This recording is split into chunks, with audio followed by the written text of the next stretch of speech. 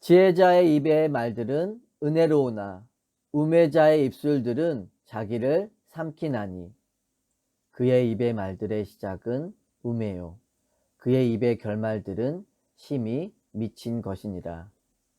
우매한 자는 말을 많이 하거니와 사람은 장래 일을 알지 못하나니 나중에 일어날 일을 누가 그에게 알리리요. 우매한 자들의 수고는 자신을 피곤하게 할 뿐이라 그들은 성읍에 들어갈 줄도 알지 못함이니라. 왕은 어리고 대신들은 아침부터 잔치하는 나라여 내게 화가 있도다. 왕은 귀족들의 아들이요 대신들은 취하지 아니하고 기력을 보하려고 정한 때에 먹는 나라여 내게 복이 있도다. 게으른즉 석가래가 내려앉고 손을 놓은즉 집이 새느니라. 잔치는 희락을 위하여 베푸는 것이요 포도주는 생명을 기쁘게 하는 것이나 돈은 범사에 이용되느니라. 다 함께 읽겠습니다. 심중에라도 왕을 저주하지 말며 침실에서라도 부자를 저주하지 말라. 공중의 새가 그 소리를 전하고 날짐승이 그 일을 전파할 것임이니라. 아멘. 전도자는 지혜와 우매를 대비하여 둘의 차이점을 부각시키고 있습니다. 사실 우리가 삶의 한 단면을 가지고 지혜롭다 또는 우매하다고 판단하기가 쉽지 않죠. 어떤 때는 지혜로운 판단을 하다가도 때로 이해할 수 없는 우매한 선택을 하기도 합니다.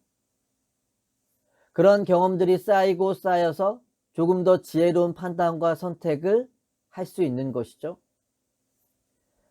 내 안에 축적되어 있는 내공들이 삶을 통해 자연스럽게 묻어나고 있는 것입니다. 전도자는 우리의 말을 통해 그것들이 드러난다라고 이야기하죠. 12절 말씀입니다. 지혜자의 입의 말들은 은혜로우나 우매자의 입술들은 자기를 삼키나니. 언어는 나의 존재를 보여줄 수 있는 중요한 요소 중에 하나이죠.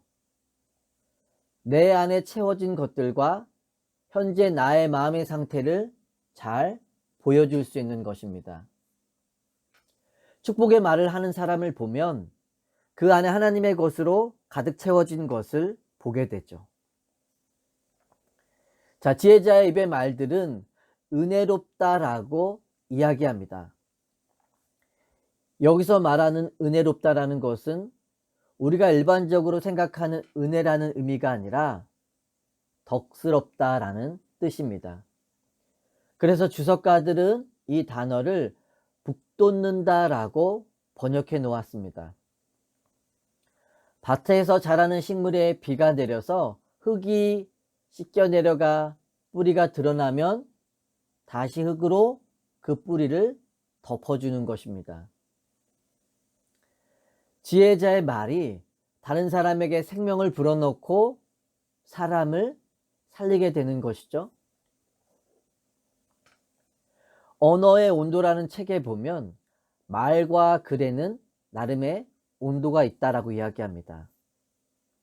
적당히 온도가 있는 언어는 우리의 슬픔을 감싸 안아주죠. 세상살이에 지칠 때 어떤 이는 친구와 이야기를 주고받으며 고민의 큰 무게를 털어냅니다. 어떤 이는 책을 읽으며 작가가 건네는 문장에서 삶의 위안을 얻기도 합니다. 우리의 용광로처럼 뜨거운 언어에는 감정이 잔뜩 실리기 마련입니다. 그래서 말하는 사람은 시원할지 몰라도 듣는 사람은 정서적 화상을 입을 수밖에 없죠. 얼음장과 같이 차가운 표현도 관계를 위태롭게 하기는 매한가지라고 말합니다.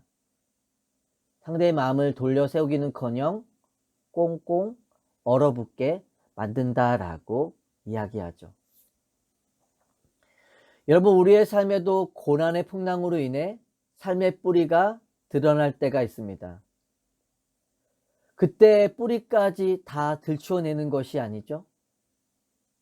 아픔과 상처를 덮어주고 북돋아주는 사람이 될 수 있어야 합니다. 그래서 나에게 필요한 것이 있다면 내 내면을 하나님의 임재와 말씀으로 가득 채우는 것입니다. 나에게 하나님의 생명이 가득할 때 다른 사람의 삶에도 생명을 불어넣어 줄 수 있는 것이죠. 말씀으로 약한 자들의 삶을 북돋아 줄 수 있는 은혜가 우리의 삶 가운데 있기를 소망합니다. 자, 이와는 대조적으로 우매자의 입술은 자기를 삼킨다라고 이야기하죠. 자신의 말로 인해 나와 타인에게 지을 수 없는 상처를 주는 것입니다. 그래서 어리석은 말이 지속되다 보면 결국 내가 내 입으로 한 말 때문에 망하게 된다. 13절은 그 결말에 대해 미친 짓이라며 극단적인 표현까지 사용하고 있습니다. 또한 14절에도 보면 우매자의 특징에 대해서 말을 끊임없이 많이 한다라고 이야기합니다. 오직 자신의 뜻만 남아있기에 계속된 자기의 주장을 굽혀지지 않죠. 말에 꼬리를 물고 계속되고 있는 것입니다. 우리가 흔히 책을 한 권만 읽은 사람이 제일 무섭다라고 이야기하죠. 자신의 제한적인 지식과 경험으로 그 세계관 안에 갇혀 있을 위험이 있기 때문입니다. 말이 많아진다는 것은 우리로 하여금 실수할 가능성이 많아진다는 것을 보여주기도 하죠. 15절에 보면 그런 결과로 인해 우매한 사람은 늘 바쁘다라고 이야기하죠. 내가 나의 삶을 피곤하게 만드는 것입니다. 그래서 성읍에 들어갈 줄도 알지 못한다라고 이야기하죠.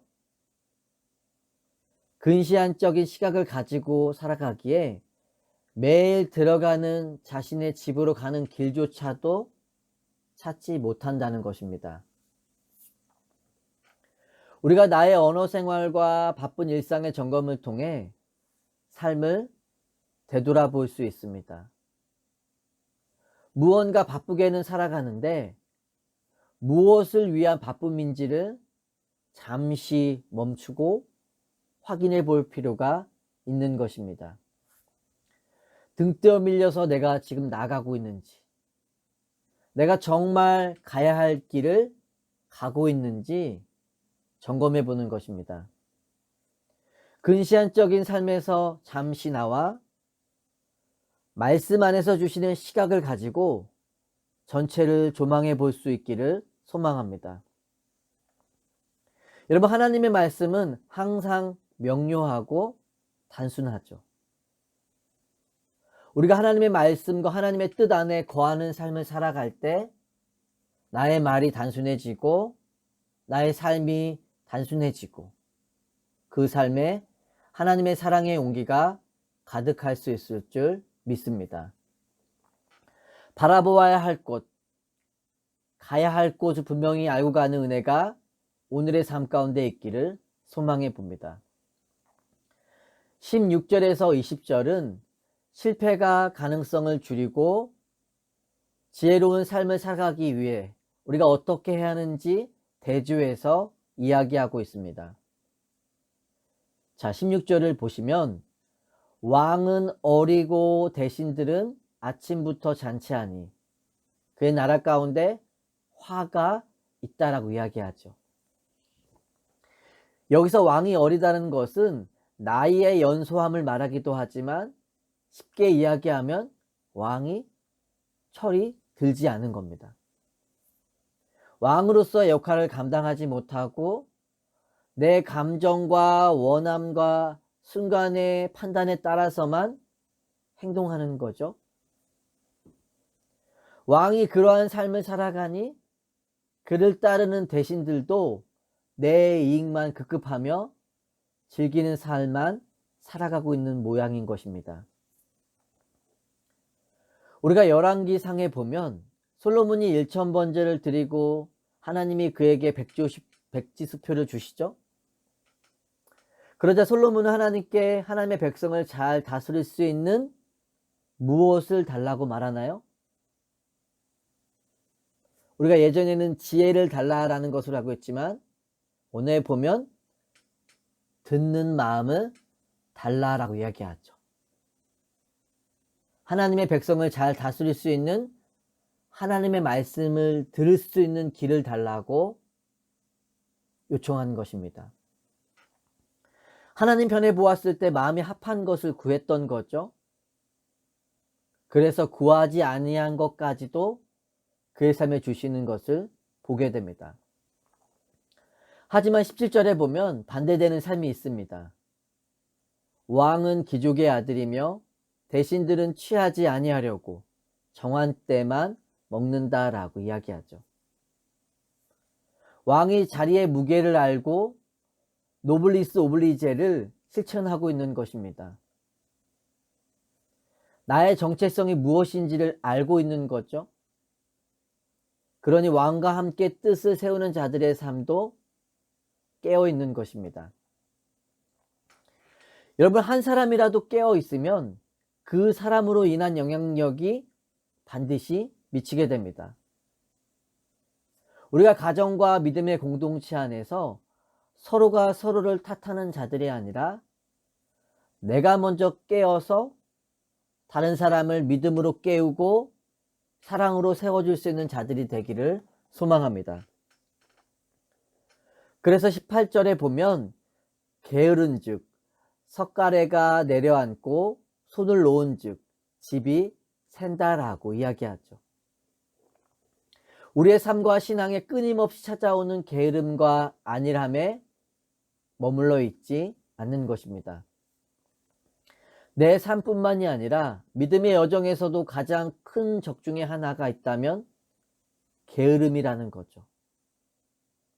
우리가 영과 육이 함께 깨어 있어야 살아납니다. 영만 깨어 있다고 되는 것도 아니고 육만 깨어 있다고 가능한 일도 아니죠. 이 둘이 서로에게 긴밀한 영향을 주고받고 있기 때문입니다. 내가 영적으로 깨어야 가정이 살아나고 우리 교회가 살아나는 줄 믿습니다. 우리가 어느 곳에 있든지 은혜로 복도와주는 말을 하고 영원한 것에 마음을 두고 살아가는 은혜가 있기를 소망합니다. 전도서는 헛되고 헛되며 헛되고 헛되다는 이야기로 시작했지만 사실 우리로 하여금 헛되지 않은 것이 있음을 깨닫게 해줍니다. 그래서 내가 헛된 것을 쫓고 있는 인생이라는 것을 알았다면 이제는 방향 전환이 이루어져야 함을 깨닫게 해주죠. 붙잡고 살아야 할 것을 알았다면 그것을 붙잡기 위해 놓아야 할 것을 놓아야 하는 순서가 기다리고 있는 것입니다. 오늘이라는 시간에 우리가 서 있어야 할 자리에 서 있고 가야 할 길을 가야 하는 것이죠. 하나님이 주신 생명 안에서 길을 잃고 방황하고 있는 자들이 아니라 날마다 부르심에 합당한 삶을 살아가는 은혜가 있기를 예수 그리스도의 이름으로 축원합니다.